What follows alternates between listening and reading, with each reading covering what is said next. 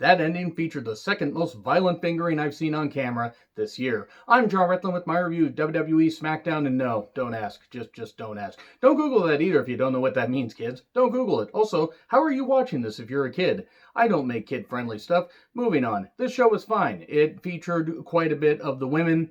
Good, bad, or indifferent, I leave up to you guys, but I liked one segment more than some of you may have anticipated. Also, I am sorry for this review going up later. I had to work late Friday, and then I have to be back early, in a number of hours right after this. So yeah, I am very sorry for the delayed review. I will be back doing the review at the normal time next week. So we have promos from everybody. Big E screams, but he's fired up. I actually hope he does get a main event push. He certainly deserves it. Firefly Funhouse, they've jumped the shark with this, as far as I'm concerned. Though I give Bray credit for investing fully in this, and the same with WWE. And he talked about Swamp Fight, getting at Braun, and says, until he gets what he wants, none of you are safe. That sounds a little vicious, Bray. Maybe you shouldn't say that right now. It sounds like he's going to kill people. That's murder, Bray. That's murder. And then we get Styles versus Grand Metalik, Intercontinental Championship match. Look, Grand Metalik's a really good wrestler, and Lince Dorado was there, his buddy, and AJ Styles won with Calf Crusher. Didn't really buy into Grand Metalik ever being a threat. Not that he isn't talented, he is, but I just didn't buy into it, and it seems like they're going to have a tag team program going forward, which I'm actually perfectly fine with, or at least it seems like it's going to be a tease to get the champs to a much better feud. The match was good for what it was. And then we get Gable and Corbin, because, they feuded endlessly. It's Chad Gable, by the way. That's his fucking name. I am not going to go with this stupid name, fucking name that Vince is basically just saying, I don't care about you. I might as well hand you your pink slip. But no, if you're going to stay here, I'm going to humiliate you. And it's a humiliating name. It's childish. It's cartoonish. It's fucking dumb. And Gable probably was never going to be in the main event scene as talented as he is, but this is fucking stupid. Also, Corbin's talking about the King's ransom. He'll pay out a hefty amount of money to anybody that takes out Matt Riddle, basically. Yeah, I'm not really buying into this, and also this isn't the last that we see of King Corbin, more in the pity. And we get recaps of the bar fight bullshit. Hooray, good. We can move on from this. Oh no, Jeff Hardy's here to talk about the bar fight still, and then being an alcoholic and a father and a husband and WWE superstar, and he wants to continue to entertain people. Hooray, happy-go-lucky.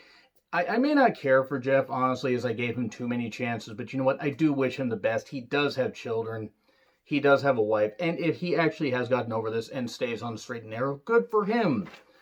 But then here's Corbin to talk about the sobriety stuff. Hooray, good. We're not dropping this, are we? We're not. We're not fucking dropping this. Then, yeah, Gulak attacks him, because we needed more Corbin here, apparently, because the next match is Drew Gulak versus Baron Corbin. It was fine. The match was fine. Corbin is safe enough in the ring. I just got done with Corbin about 3 years ago. I just got to the point where I just stopped fucking caring about him. And that's not to say that I want anything bad to happen to the guy. I don't. It's like, I just don't care. I hate the King shit. Bringing back King of the Ring is fucking stupid if this is what they're going to do with Corbin. Because now he's basically just a de facto Smackdown GM because they got rid of authority figures. And now they're just doing this shit. But anyway, Riddle then distracts, but that doesn't do any good, proving that Riddle is not very good at distractions, as the end of days is hit 4-3. And then he starts, taking advantage of Baron Corbin, as Matt Riddle is known to take advantage of things. And then Gable suddenly attacks Riddle. Oh, the King's ransom, hooray. By the way, good job just completely ruining anything that Chad Gable could have had. Like, as if the name change that they gave him wasn't enough. I'm not going to say Barry, but he has to go somewhere else. He has to go somewhere else. New Japan, AEW, even Impact at this point use him better, because he's going to be wasted there. As good as he is just going to be fucking wasted. And I would love for people to tell me otherwise and, come up with scenarios maybe as to how they could rehab him. The only way they could rehab him is change that goddamn name and give him at least a 6-month undefeated streak. Something like that. And then there you go. I could actually buy into him again. But they got to change that name. So, yeah. Then we get Big E versus The Miz with Morrison. Big E is having too much fun. He can't be, the main event guy. Booker T, you fucking idiot. Booker T, who was, taking who was taken to school basically and made to feel like a goddamn, idiot and joke and feel beneath the white man. Triple H, someone like you will never be champion. Remember that? Remember that fucking thing? But no, Booker apparently thinks that Naomi needs to change some things up or whatever, and that Big E needs to change some things up. Booker's kind of starting to lose my respect, even though I understand, that he is a big legend in wrestling, especially a tag team wrestler and a pretty damn good singles wrestler, but he's really towing the company line to the point of Road Dogg territory. Road Dogg, the piece of shit that he is. Moving on.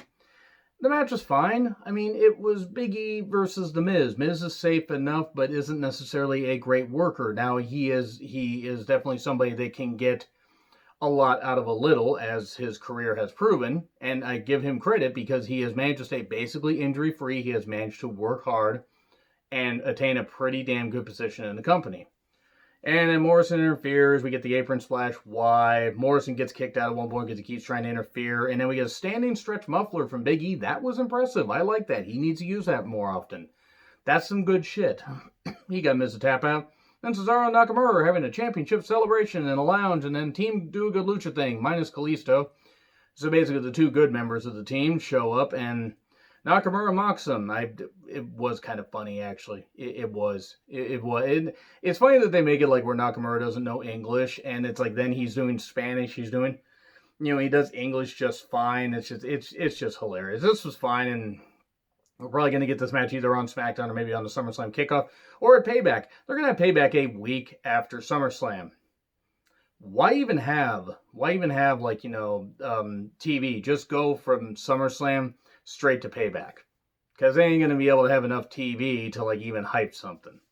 Then we get Sheamus, who is apparently lobbying to be in Gangs of New York 2, the Butcher Boogaloo, and I do not know why he is dressed like that. He says, well, he keeps knocking Jeff, but Jeff is not his problem, and that's a bad sign for the rest of the WWE locker room, because now I'm their problem. Cool, Sheamus. Cool. Awesome. So then we get Lacey talking about beating Naomi, keeping the black woman down, as, Southern Caucasian stereotypes are known to do. I said stereotypes. I don't mean all Southern Caucasian people, as I know many that are cool. And mocks the hashtag Naomi deserves better, which she does deserve better. Let's be honest. Lacey versus Naomi. We get fisting and hair pulling action immediately. It seems like I have a running theme when it comes to the women's matches. And Naomi does a dive outside, unique dive, and, Lacey keeps trying to beat her, but eventually even traps her hair in the steps, but then eventually hits a backslide, pulls a Kerry Von Erich at Texas Stadium in 1984, 1-2-3. To, not so much of a roar of the crowd because they're not in a stadium, they're just with a bunch of, goofs there in masks. But cool, okay, Naomi won with a backslide. Hey, she won, at least it's something. Otis and Mandy. Mandy talks about a peach sundae, and I literally, I give up. I give up on this angle. I gave up on this angle to begin with. No, please, whatever. I know some people like this. I don't. I don't really care for it. Sonya then at one point attacks Mandy while Mandy is putting on makeup because Otis and Mandy are going to go on a date. In all those restaurants that should be open in Florida right now. With all the shit that's going on there. Good job, Florida. Even Florida man is embarrassed by what you're doing. Sonya then starts attacking Mandy and fists her so goddamn hard she broke the goddamn camera for a bit. This was the third hardest fisting that I've seen on camera this year. Don't ask about the first two. Really, don't ask. And just, beats the shit out of her. It's either fake blood or makeup that she's got smeared on her face. And then starts cutting her hair extensions. I hope it was her hair extensions. I'm not mocking hair extensions. I just hope they were the extensions. And we're getting a hair versus hair match at SummerSlam? Probably. Sonya then tries to, is going to get the clippers, get the buzzers, and do this. So we're probably getting a hair versus hair match. Miz and Morrison then show up while Heavy Machinery, yes, Tucker still works there, shows up. And they're trying to help Mandy along with a bunch of officials. And Miz and Morrison are there with Kayla. And they made hair puns. I don't know what kind of person would make puns during a wrestling show. What kind of person would do that? Me. I would fucking do that. So I appreciated this. This is a hairy situation. Luckily, they were able to shave the day. They're going to have to hell of a time combing the wreckage. I'd be wigging out if I did. Funny. It shouldn't be that funny, but it was. Bayley versus Nikki Cross for SmackDown Women's title. It was a good match as expected. And Sasha tries to get her little fisting thing in here. Man, I got fisting on the brain lately with these women's matches. But moving on. Nikki looked like she was going to get the victory, but oh no, Bayley hits the weird face first thing that she does. I don't know what the fuck she calls it. What the fuck she call it? Tell me what she calls it, because I actually have no idea. Bayley retains to the shock of nobody. I mean, I'm not even complaining. I mean, because there was no way Nikki Cross was going to win. Nikki and Alexa's trying to help her, and Nikki shoves Alexa. No, you can't do that. No, Alexa, I can't. Sorry to any of my Scottish friends. I am so sorry. I don't know what's come over me. Ha. And then lights out. Here's the Fiend with Alexa, and he takes the hurt glove and he starts violently fingering Alexa Bliss. Man, there's fanfic out there of that, and I know there is because I've seen it. Cool. All right, so we've got abusing women, fitting for Fox, actually, to be honest. This show is fine. I don't know what the fuck they're doing. Whether they're going to make Alexa part of Bray's stable. Cool. What is she going to be? Sister Abigail? Is it going to be like the Thing at the swamp fight?